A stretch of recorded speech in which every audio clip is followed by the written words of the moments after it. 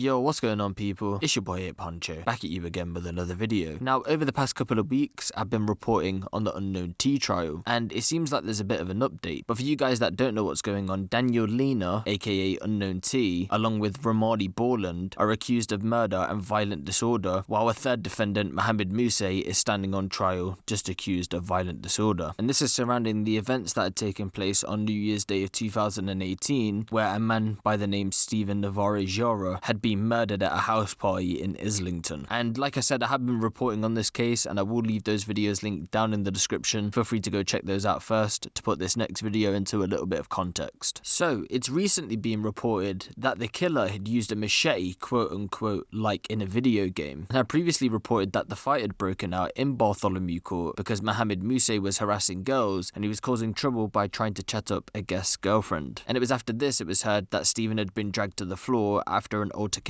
with Musse. It was also reported that Unknown T and Boreland were directly involved, but the prosecution was unsure if he was the direct killer. The court had also recently been presented with a Snapchat video of the killing taken by a partygoer captioned "Beef got crackin'." Here it showed attackers wielding large wooden objects in the middle of a crowded room. As it stands, the Snapchat video isn't reported to have implicated that Unknown T was the one to give the fatal blow, but again, if there is any information surrounding the Snapchat video, as always, I'll keep you guys updated. Given evidence on Thursday the 23rd of January 2020, DC Alison Shepherd told jurors how she turned up to arrest Unknown T at his home address, to which he responded, "I've been expecting you." She went on to claim when he answered he was sleepy and was wearing nothing but a pair of tracksuit bottoms when he was woken up by officers who had been led upstairs by his little sister. He got changed and was taken to a custody suite where he said he had become involved in a fight and dislocated his shoulder. DC Shepherd said he was wearing just tracksuit bottoms and was quite sleepy and asked if he could put some clothes on. He said, "Yes, I've been expecting you." He mentioned he had an injury to his shoulder. He described it as popping it back in to stop it being dislocated, and he said this was because he was quite a bony person and he had got that injury in the fight. A witness said in the statement, "At the time of countdown to New Year's, a lot more people arrived. At the most, I think there were about 100 people. Suddenly, a fight broke out right in front of me. It was very crowded, so I couldn't really see everyone involved. A man next to me was waving his arm really aggressively. He used his right arm and brought it down from his shoulder 3 or 4 times. I never saw his face. After he swung his arms a few times, he had ran down the stairs. As he ran past me, I saw a large machete-style knife. The blade was just like one of those I've seen in video games and films. I noticed Shadow's partner was bleeding on the floor," referring to Steven. "There was a lot of blood, and at around 2:34, I made a call to 999. Prosecutor Crispin Aylett said the fight descended into a large brawl. Bottles were thrown, weapons were brandished. There came a point where Steve was on the floor